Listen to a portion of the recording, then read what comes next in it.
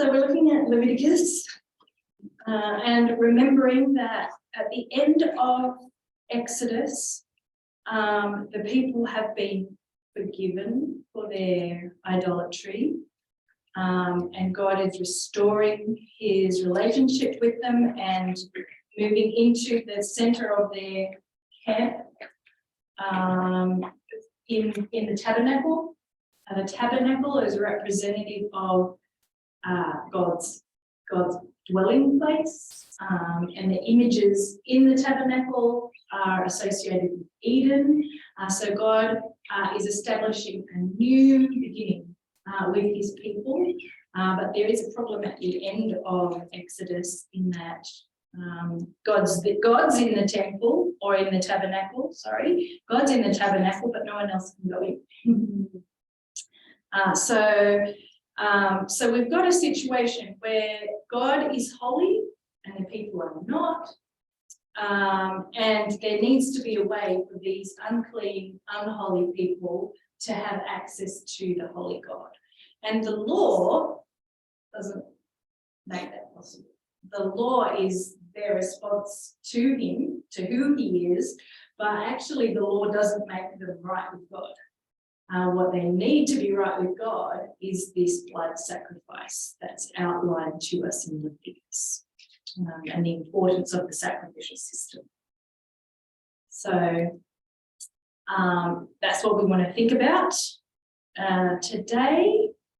And I don't know, do you have any questions in anything that you've been looking at? Can I ask, just to sort of warm up thinking about it, and there's no right or wrong answer here, but if you thought about, prior to doing this course, and you just sort of, what had I thought about the sacrificial system of the Old Testament, the Old Covenant, like what would your thoughts have been about it? The sacrificial. Well, just what would your understanding of being here, someone said, okay, what was it? Do we have to obey it? Why is it there? How does it apply to us between those recipients? What would you? I think I thought of it as a way for God's people to make himself right with God after they done wrong. That it was like their way of redirecting their focus to God, and being like, oh, but now to the sacrifice and worship you again instead of all the other gods. And that, pays for what we've done. But then it's not a permanent fix because it's a system. So it's not like it's a very Old Testament thing, so we don't do that. That's people who come after Jesus, because Jesus was a sacrifice for us. So people don't understand what doing. If you think about this stuff, are there any kind of New Testament verses that would be, and again, there's no right or wrong here, it's just like kind of thinking about what you knew before and how. Are there any parts of the New Testament, if you can't remember where they're from, that's okay.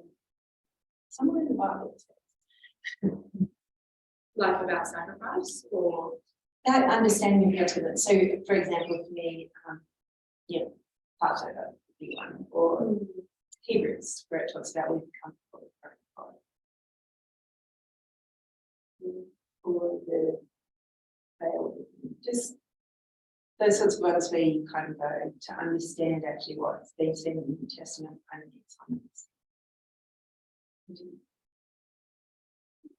I guess when you read through the Gospels, Jesus says, like, you heard this, or I add this to it. I think that's very important to understand this Old Testament. So you've heard this, but I tell you. Yeah.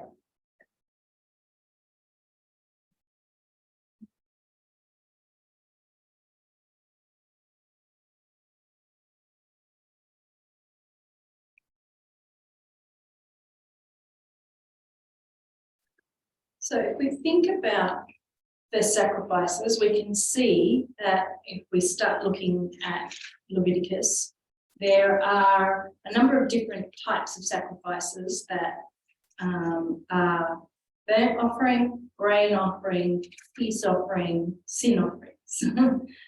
And I think there's a couple of other ones as well, fellowship offerings. So there's a whole range of different types of offerings. So what do you think the ultimate goal of all these offerings are? Like, there's a few different offerings. So what would be the goal of the offerings? To be right with God. So there's at least one of them is to be right with God.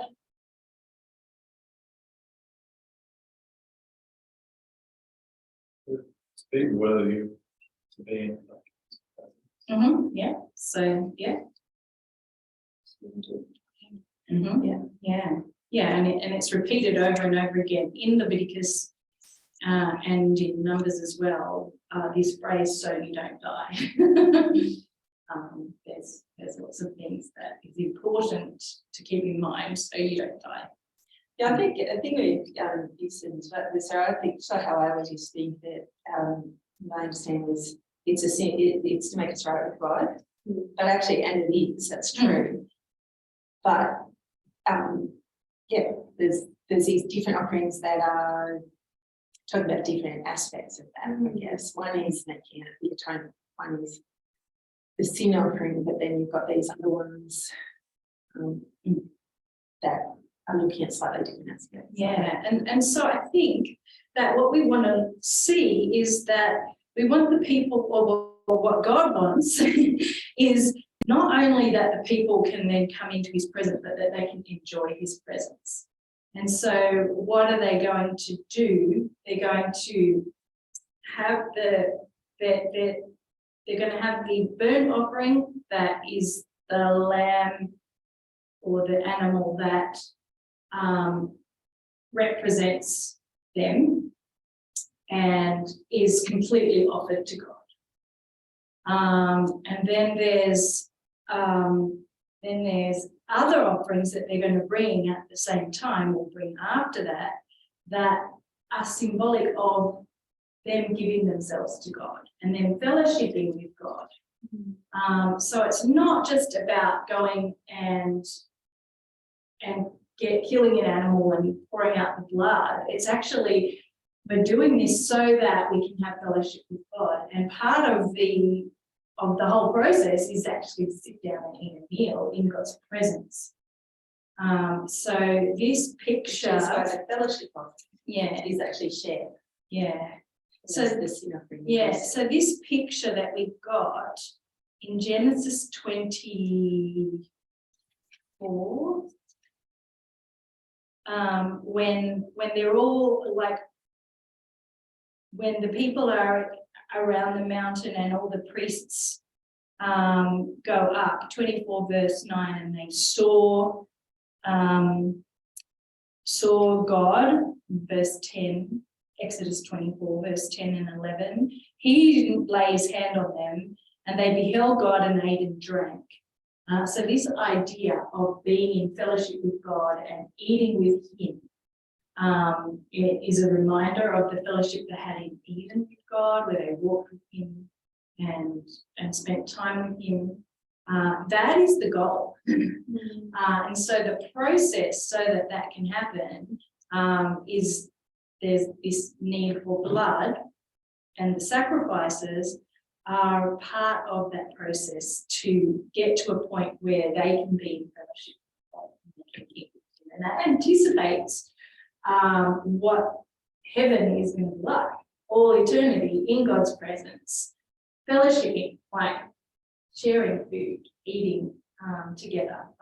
The New Testament is coming, and Jesus himself says we're going to have a banquet, and we're going to be in fellowship, and we're going to do this together for eternity. So it actually points forward to a bigger thing. So the offerings enable the worshipper to draw near to God and participate with God in fellowship. And so there's a few different orders of how they're shown to us that they are to be done, but ultimately the main ones are the burnt offering, which is always offered first, and then the sin offering, and then the fellowship offerings. So, is it? Yeah.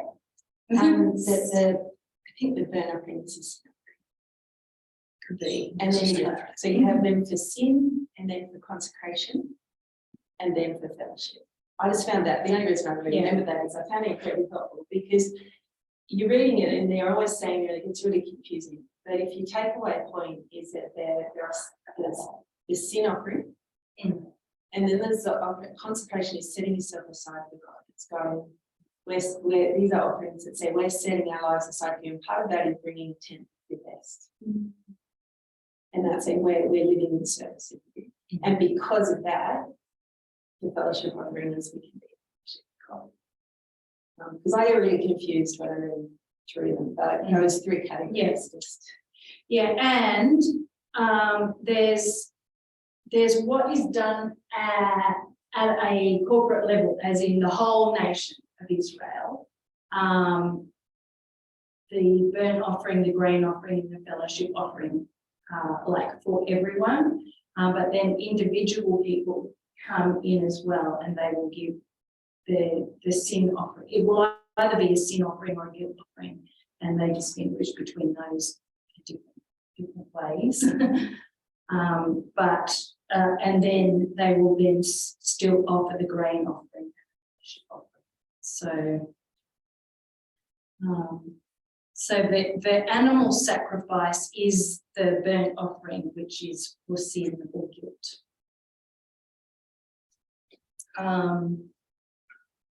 And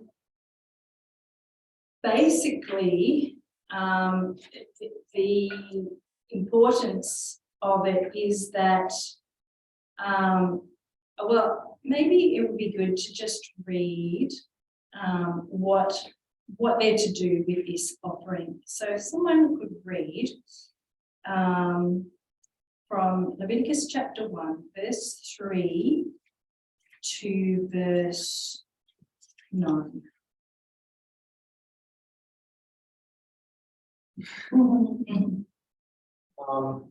If the offering is a burnt offering from the herd, you are to offer a male without defect. You must present it at the entrance to the tent of meeting, so that it will be acceptable to the Lord. You are to lay your hand on the head of the burnt offering, and it will be accepted on your behalf to make atonement for you. You are to slaughter the young bull before the Lord, and then Aaron's sons, the priests, shall bring the blood and splash it against the sides of the altar at the entrance of the tent of meeting. You are to skin the burnt offering and cut it into pieces. The sons of Aaron, the priest, are to put fire on the altar and make wood fire. Then Aaron's sons, the priest, shall arrange the pieces, including the head and the fat on the wood that is burning on the altar. You are to wash the internal organs and legs with water, and the priest is to burn all of it on the altar. It is a burnt offering, food offering, and wearing clothing to the Lord. Okay. So there's some important aspects to the offering. So what do you see as the important aspects of this offering? It must be Without defect, yeah. Presenting it at the Yeah.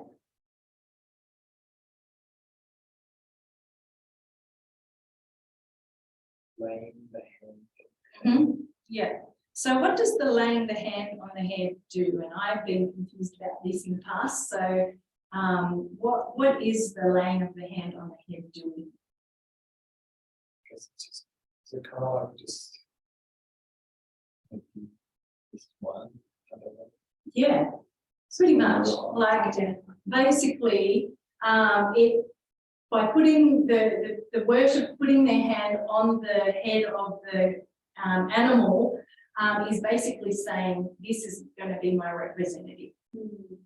And so what I deserve, this animal's going to get, and it's going to be a representation of me, and I deserve to die because of my sin.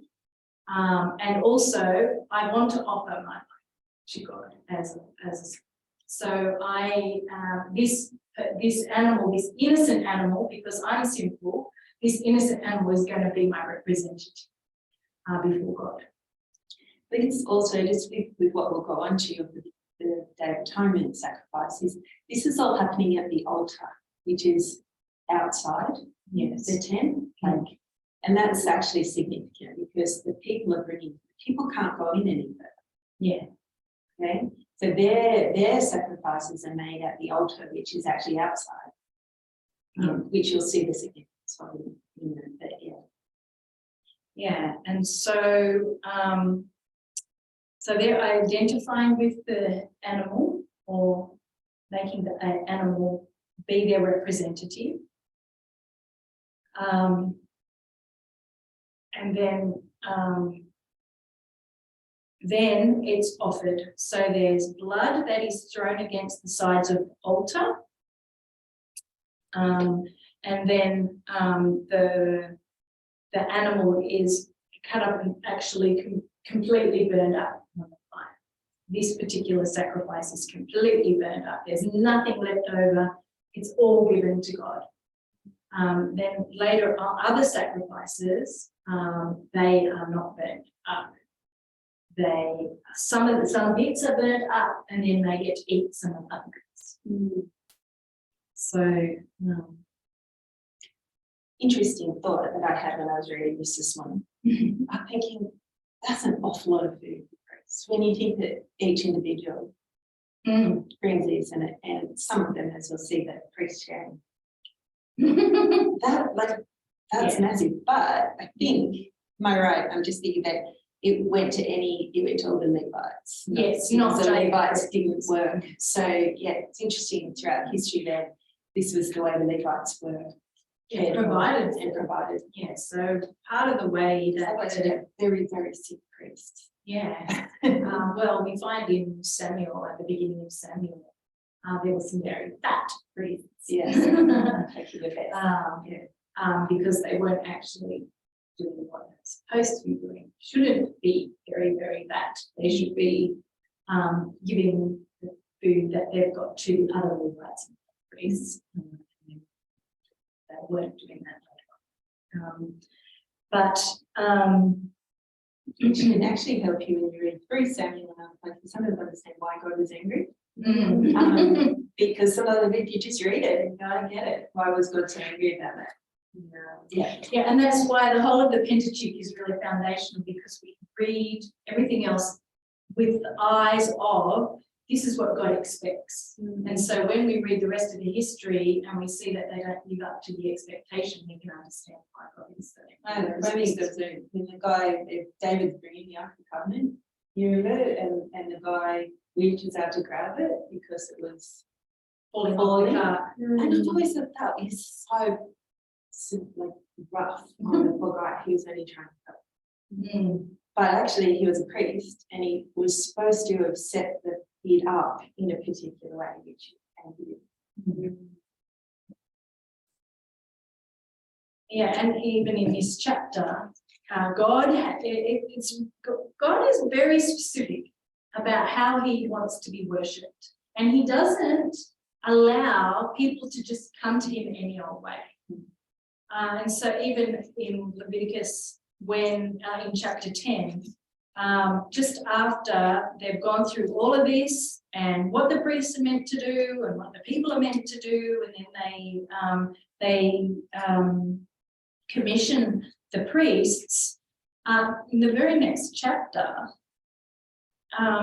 2 of Aaron's sons do something that's not right, and they are consumed. So God is very serious about how people are to approach him. And if you do it in a way that he doesn't allow, it is not going to go well for you. So God is very specific.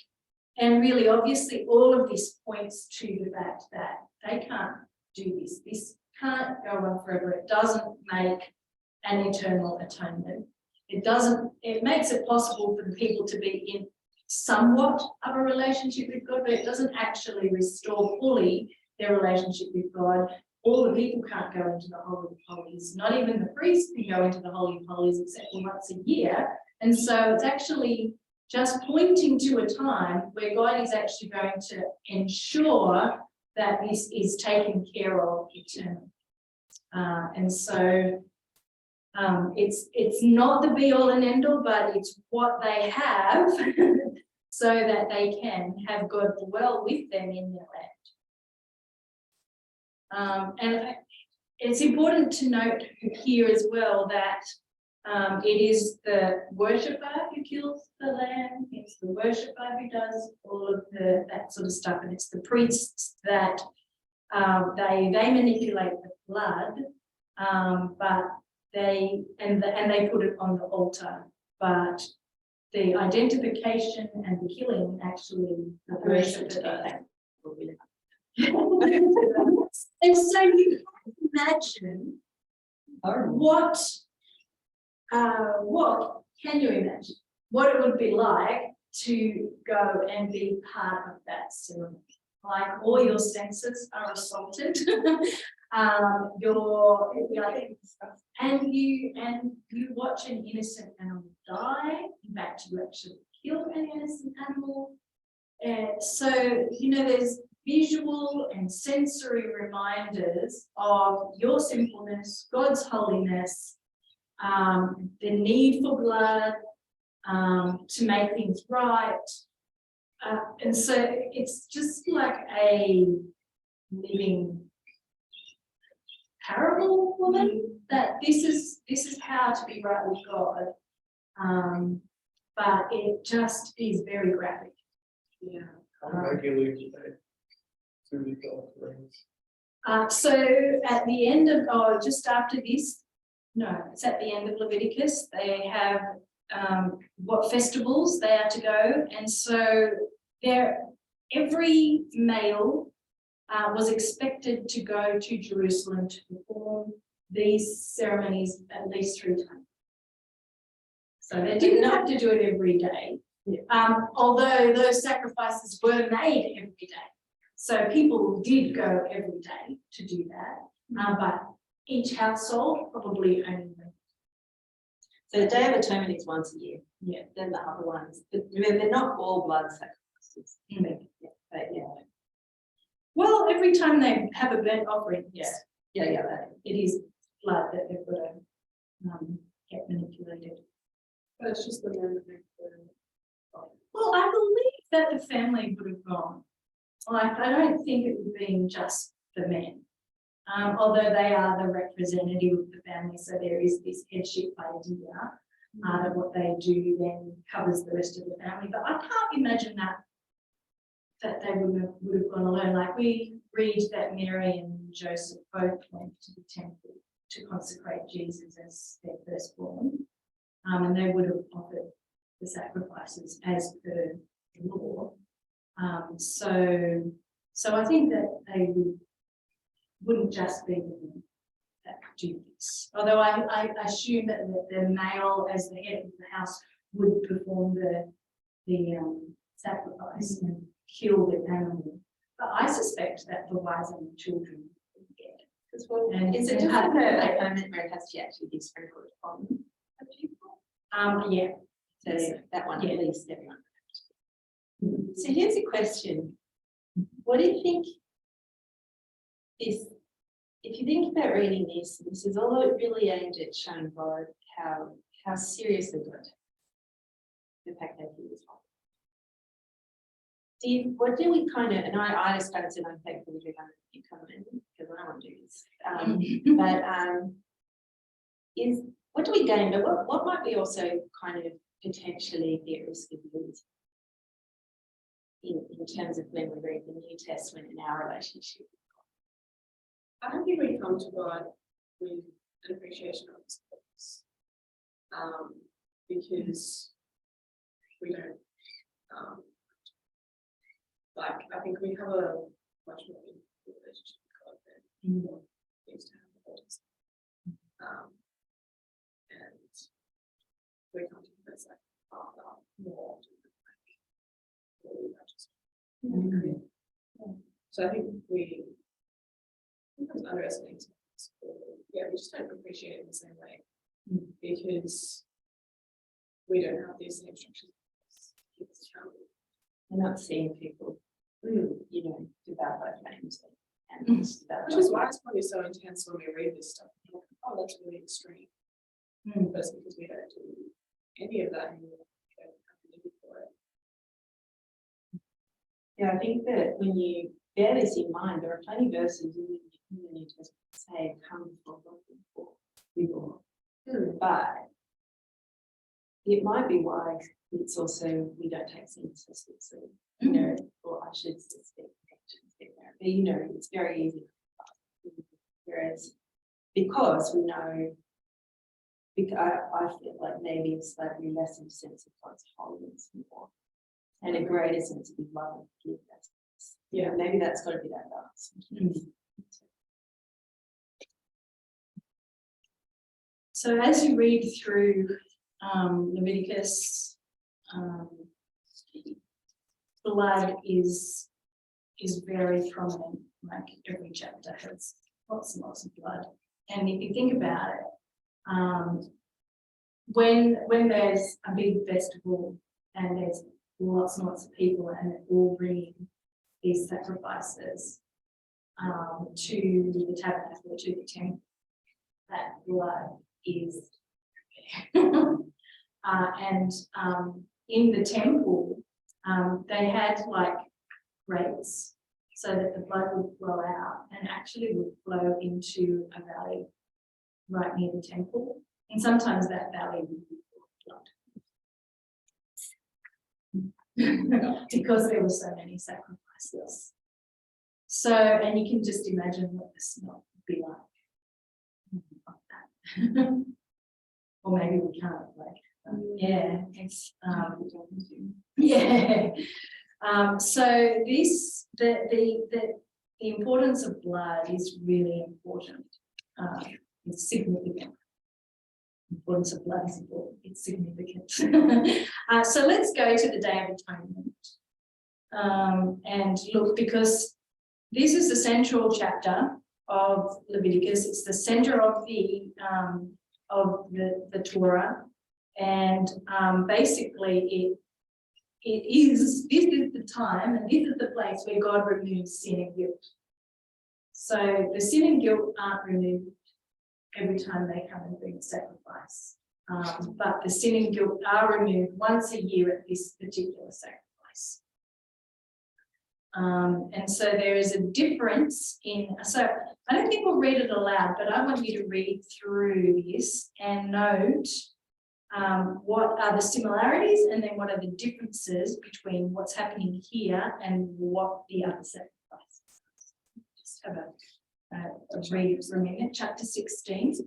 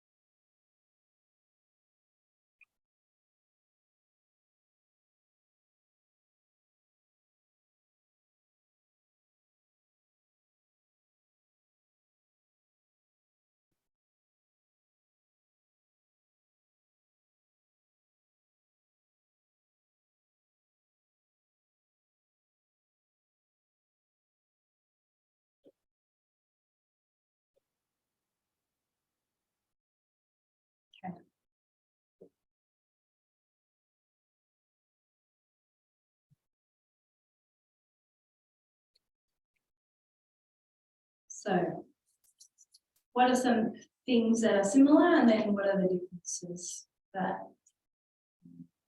we find in this passage?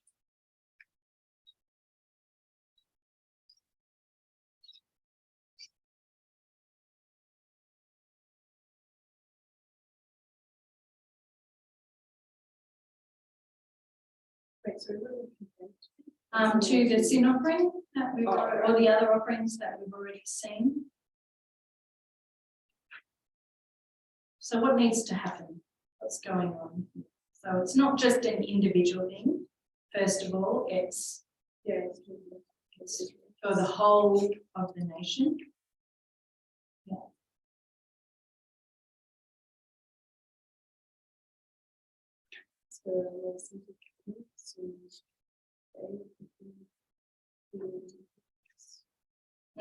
Yep. So what needs to happen first is there needs to be a faithful and cleansed or holy priest,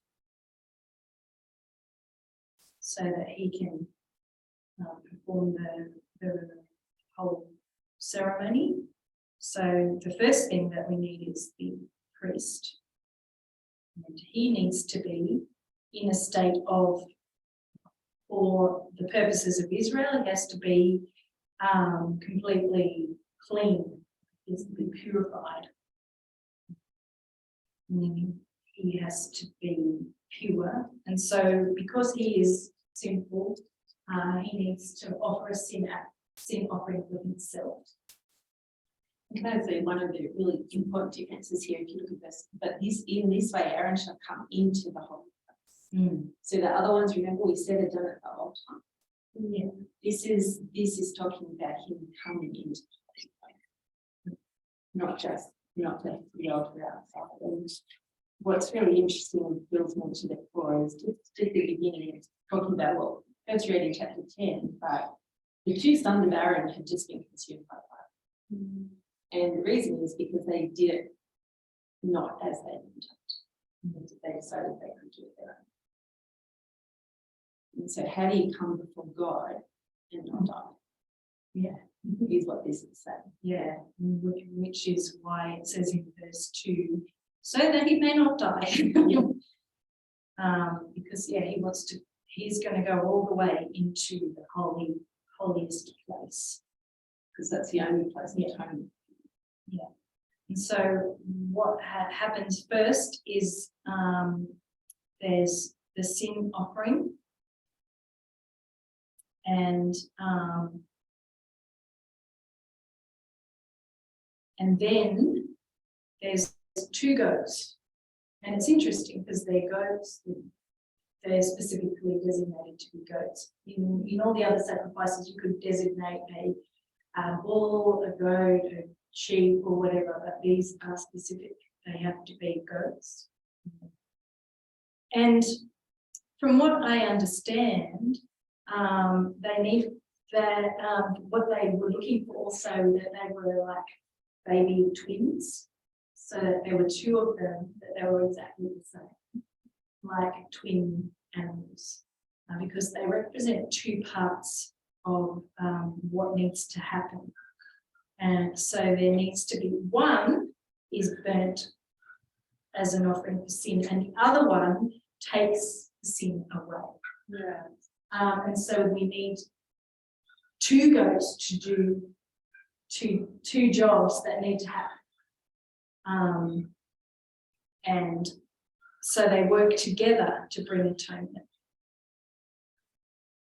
which is very different from all those other offerings, because the other offerings all get offered on the altar and then they're like offered to God, whereas these ones, only one gets offered on the altar, and the other one, which is the one that takes the sin, it gets cast out. So there's two goats, one for the Lord and the other one for Azazel. We don't really know what Azazel means, except that it means like away from God, the opposite direction. and they're sent away into the wilderness. So one goat is sacrificed and the other one is sent away. So Aaron has to present the bull as a sin offering, and he does all of this at the altar as they usually do. But then what he does is he takes the coals from the altar, or the ash from the altar, and incense and the blood. And he takes some of the blood and the incense from the altar, which is representative of the sacrifice, and he goes into the holy place with those things. And what he is doing in there with the blood is sprinkling it on all the things inside the temple that for over the year of the life of Israel have become unclean, and they need to be purified. And so he sprinkles, and I'm not thinking it's like massive amounts of blood here, like it's just drops. Doesn't need to pour blood everywhere. But yeah, there is blood sprinkled in the middle of the Holy of Holies, and that incense also makes like a smoke, and that smoke is like a representation of God's presence, just like the cloud that came into the temple. That the smoke of the incense is representative of God's presence. And so he needs the cloud of the incense to cover up everything so that he does not die. Verse 13.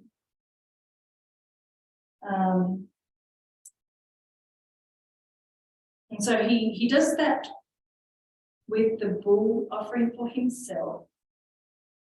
And then he kills the goat of the sin offering for the people, and he brings the blood of that inside, and he does the same. So he actually has to cleanse for himself and then for the people, which is why in Hebrews, the writer of Hebrews says what Jesus has done is more permanent, and because he didn't have to offer sin for himself. Yeah. And so then with the goat, he brings the blood inside, he sprinkles it, and then in verse 16 we see, thus he shall make atonement for the holy place because of the uncleanness of the people of Israel and because of their transgressions, all of their sins. And then he will keep putting blood on all the important things in the tent of meeting. And then so this blood is what cleanses the temple or the tabernacle at this point and all of the people. So then he goes out to the altar and he does the same on the altar with the blood, and then he sprinkles it 7 times to consecrate it from the uncleanness of the people.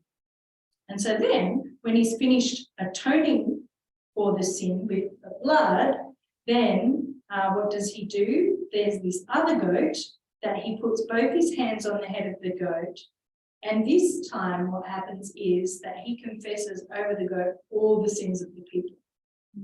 And so the sin is transferred onto this goat, and then it is cast away from the temple, away from what is holy, and it bears their iniquity to a remote area. And the idea is that is never going to come back, that there's someone responsible to make sure that goat comes over the cliff or doesn't come back to because it would be like, oh, the Queen Albert, this is okay.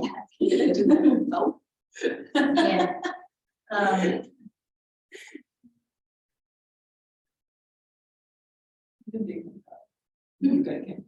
Oh, yeah.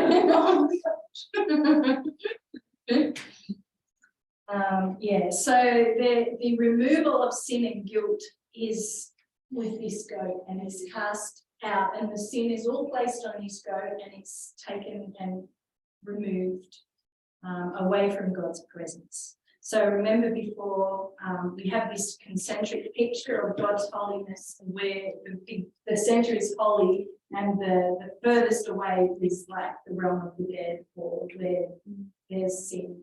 And so that's where the sin is going, with the goat away from all that is holy, and is carrying all the sin away from the people. Right, so once they're in the presence of God, are they like just like cleansed until they like can sin? No? Like, Well, they're humans, so they probably can, but they probably die, like they would die. Yeah, well, it's interesting to go and read what with the two sons of Aaron, because they didn't do as God had asked, and they were so consumed. instead of doing like a process, do they just like walk in? Yeah, well, we're not exactly told what they do. If we go back to chapter 10, we can have a look. So it's important to note that at the end of chapter 9, this is when all the priests were consecrated. We see Aaron.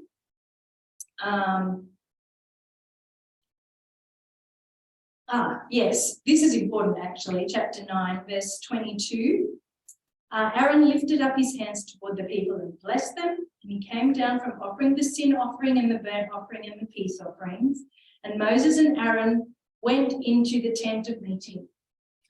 So what couldn't happen before? They couldn't go in at the end of Exodus, whereas here, now that they've made these sacrifices, and this isn't the Day of Atonement ones, this is just the normal sacrifices, they were able to go in, and the glory of the Lord appeared to all the people. So instead of just being in the tent, God's glory appears to all the people. And then in verse 24, remember they've got the sacrifices burning on the altar outside the tabernacle. Verse 24, and fire came out from before the Lord and consumed the burnt offering and the pieces of fat on the altar. And when all the people saw it, they shouted and fell on their faces. So we can see that God consumes the sacrifices that are in on the altar. Now, in chapter 10, verses 1 to 3. Nadab and Abihu, the sons of Aaron, each took his censer and put fire in it and laid incense on it and offered unauthorized fire before the Lord, which he had not commanded them. And fire came out from before the Lord, is exactly the same as verse 24, and consumed them, and they died before them. We're not actually told what they do, but Well, unauthorized fire, so they weren't commanded. I think there was something about that they had to also take a fire from a particular pig that was kept burning. But what's really interesting too is, and then Moses said to Aaron, this is what the Lord said, among these who are near me, I will be sanctified, I will be glorified. And then Aaron doesn't say anything else. So he's just lost two sons. And Moses is pretty much saying, God has to be glorified and be set apart the way he's asked, and that's the end of the story. Quite clearly.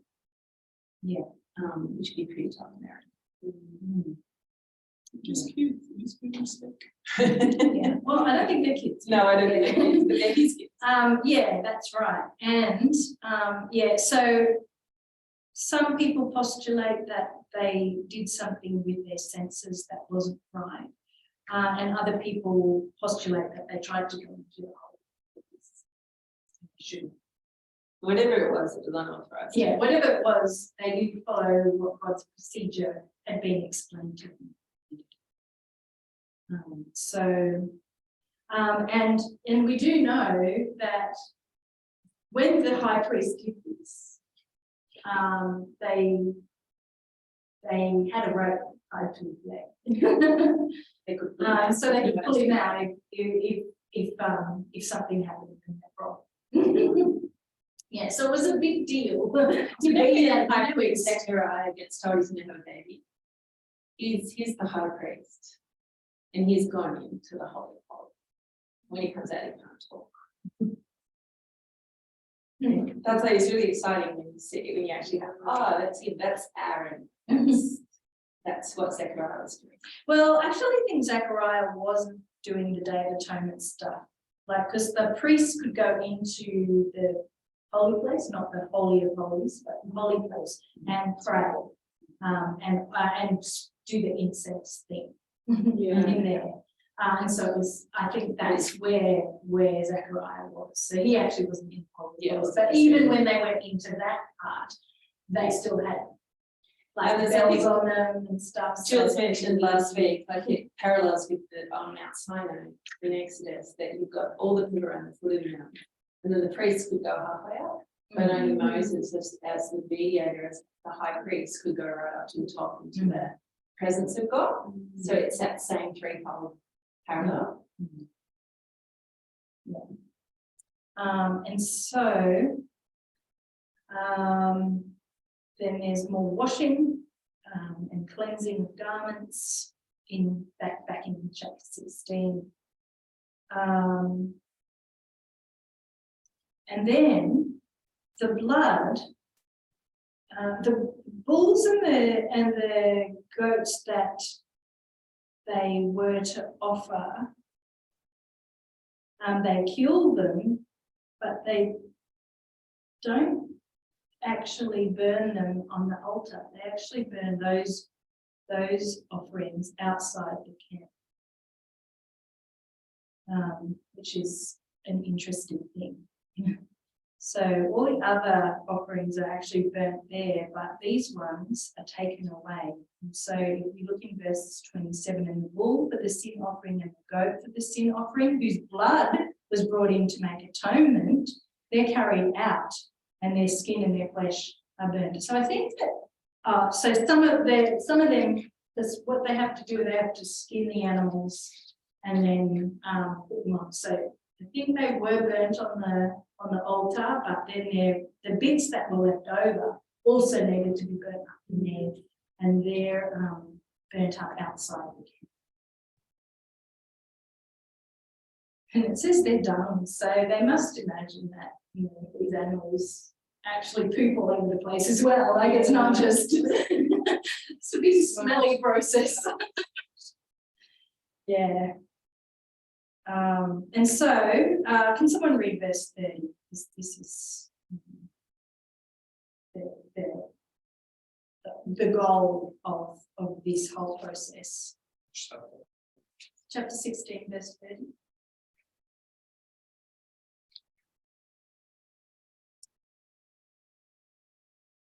Because on this day. Yeah. Because on this day, atonement will be made for you to God. Then before the Lord, you will be clean from all your sins. So, in spite of there being lots of graphic and like objective things that are going on, they actually have to believe that this is what is going to make them right. Like, they actually have to be there in faith and believe what God says he's doing. Like, it's not like, I don't know,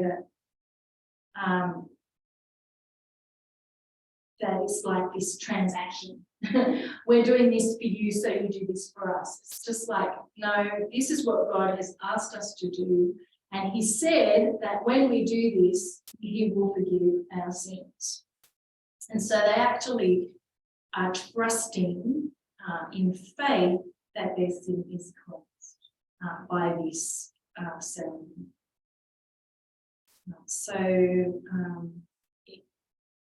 that they're not doing something to try and gain God's approval.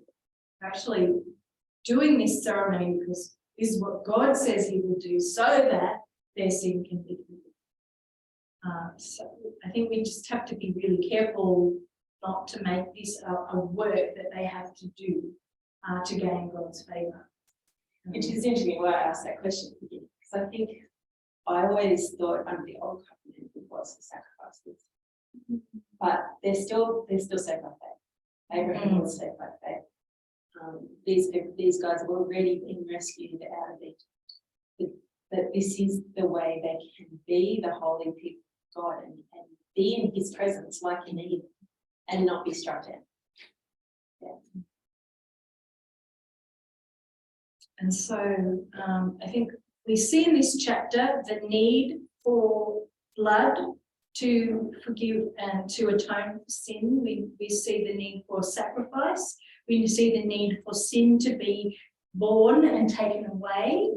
And we see the need for a mediator for that to all take place. And so it's all pointing forward to one mediator, one priest, one offering, one sacrifice that will deal with that eternity. Can I read you this? Yes, please. So you'll have read this before, but it's really interesting now having just read that. But when Christ appeared as a high priest of the good things that have come, then through the greater and more perfect tent, not made with the hands, not of this creation, he entered once for all into the holy place, not by means of the blood of goats and calves, but by his own blood, thus securing an eternal redemption. For if the blood of goats and bulls and the sprinkling of defiled persons with the ashes of a heifer sanctify for the purification of the flesh, how much more will the blood of Christ, who through the eternal Spirit offered himself without blemish to God, purify our conscience from dead works to serve the living God. Therefore he is the mediator of a new covenant, so that those who are called may receive the promised eternal inheritance, since the death has occurred that redeems them from the transgressions committed under the first covenant. For where a will is involved, the death of the one who made it must be established. For a will to that's two words. I was just going to jump down. For Christ has entered not into a holy place made with hands, which are copies of the true things, but into heaven itself, now to appear in the presence of God on our behalf. So we are to see that Jesus takes the place of both of these goats. So there were two goats that did two different things, but Jesus does in himself both of them. Because he had no sin on himself, he's able to bear all this. And he bears it the way of God and actually takes the punishment that deserves fully.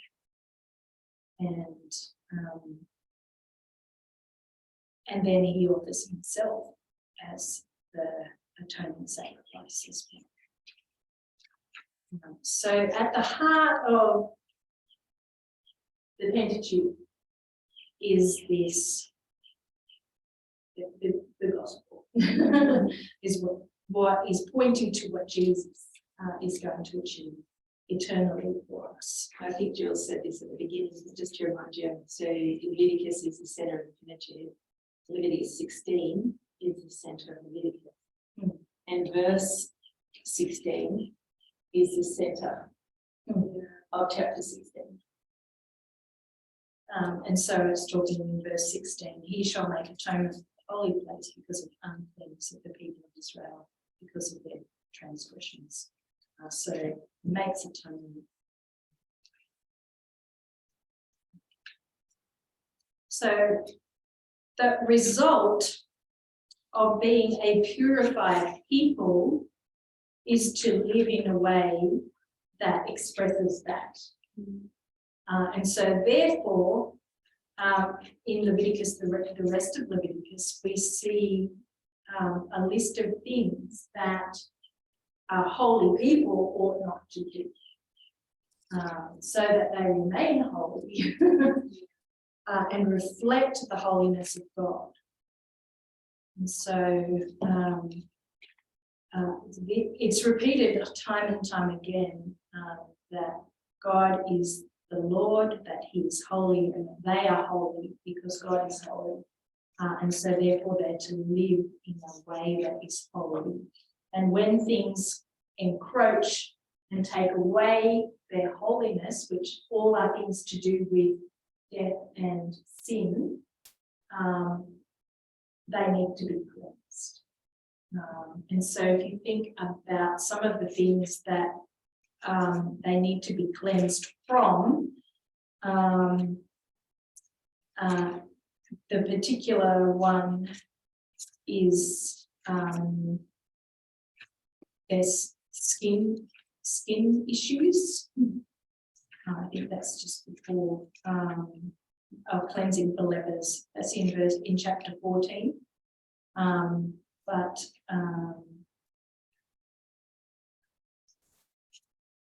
there's the need to maintain this holiness. And so there's things that make you unclean, and being unclean is one step towards, breaks the ability to be holy. So that means you need to be cleansed. So God kind of starts right on the outside, and all of these processes are to make them holy and able to be in his presence without dying. Because I think Leviticus, out of all of the books, well, I think it continues on in Numbers, is this tension of living in the presence of a holy God when you're actually seeing this, and how to make that work. And God makes it work through faith in the fact that they're going to be purified. The rituals that they do. And so there's some washing and some bathing and things like that. So that's Leviticus. I don't know if there's any other questions. I think the question at the end of the book is actually, if you think about it now, are there necessary rituals in Christianity? Why not?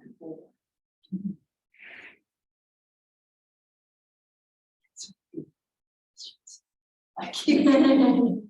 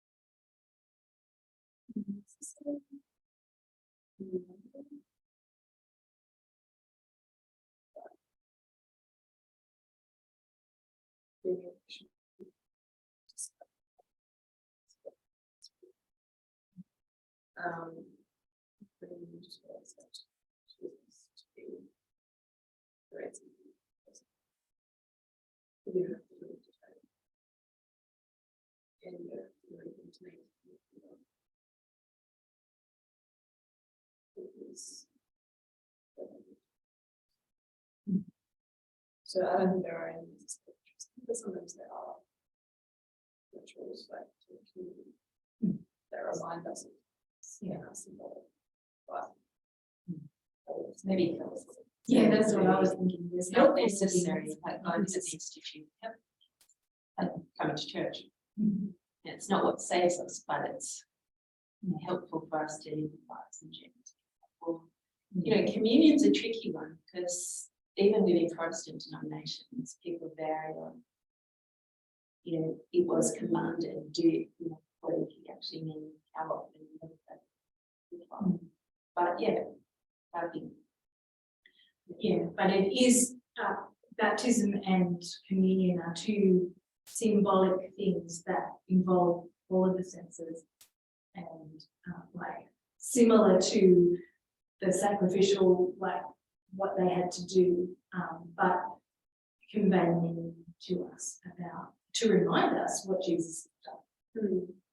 So that and Jesus said to baptize in my name, and he did say to share the bread and the wine when you remember him. So he did command us to do them, And they are definitely helpful. So yeah, I don't want to say they're necessary because they point to what's already been done. Yeah. But Jesus did command us to perform these things or do these things because they are helpful reminders to us of what he's done. So I think it would be neglectful of us to not do them, but they're not necessary because they are symbols of what has actually. So why don't we have clean and unclean? Like, why can we eat pork?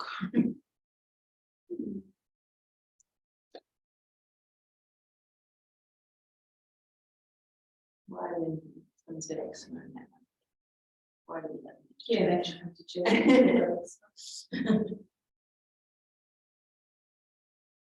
So I guess still putting that this in a way that how to choose being an adult.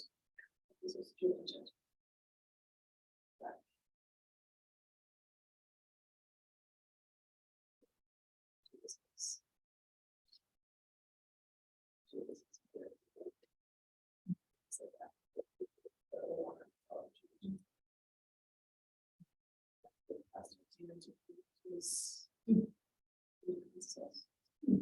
Yeah, and Gentiles were considered unclean.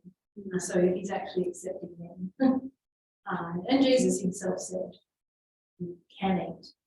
Because I've declared everything to Yeah, so remember Peter gets a vision from God, the food comes down and it's got all the different things in it and shaped. Remember that story?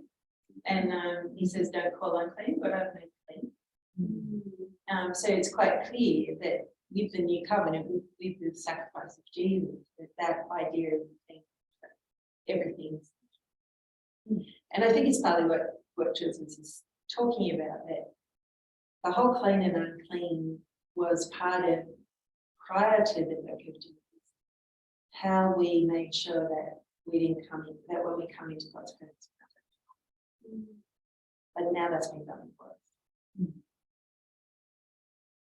And that's why, yeah, because people would ask me that question, I didn't actually. That's why we don't have the people or diseases or women can go out when they're pregnant or having a period or they couldn't. Touching someone who has died, they don't have to go through some ritual.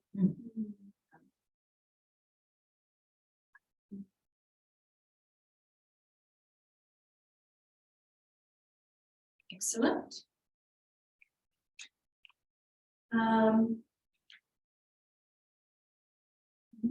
Anything else? Numbers, Deuteronomy, Leviticus. What's the Leviticus? What's the Leviticus?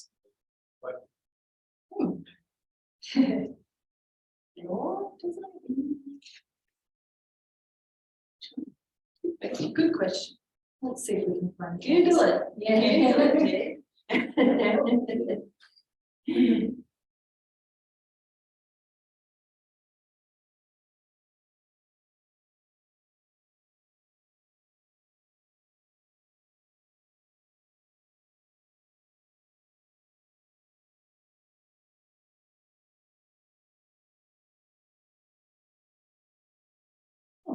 Okay. It actually, the translation is Vaikra, and it means the Lord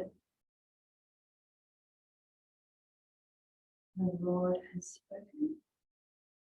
Means, and the Lord called. So the first word in the book, the Lord called Moses spoke to.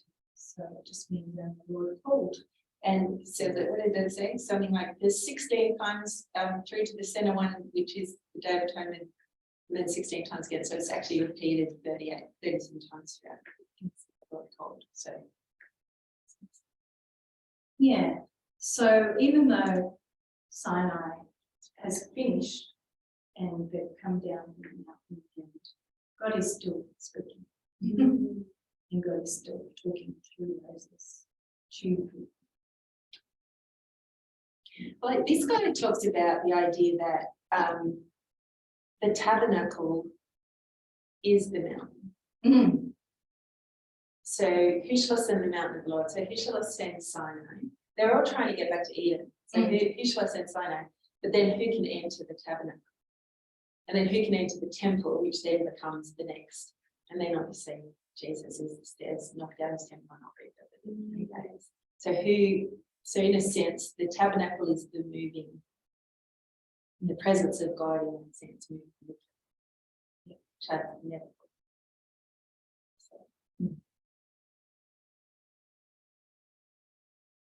yes. Yeah, if you want to do extra reading about Leviticus, that is a building. It really is. But You Yeah, don't need there's to stuff to read, read. you don't need to read that to pass the course.